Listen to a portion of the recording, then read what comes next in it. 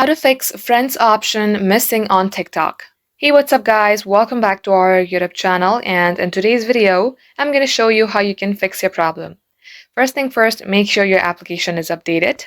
For that, head over to your Play Store. At the top search bar, type in TikTok, and if your application shows update, tap on update and update your app. Now once done, head over to your settings, scroll all the way below, and here tap on apps.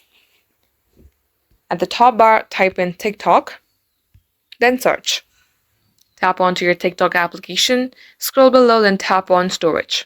Here, clear the cache, and if you remember your credentials like your username and password, you might also go ahead and tap on clear data and delete the data.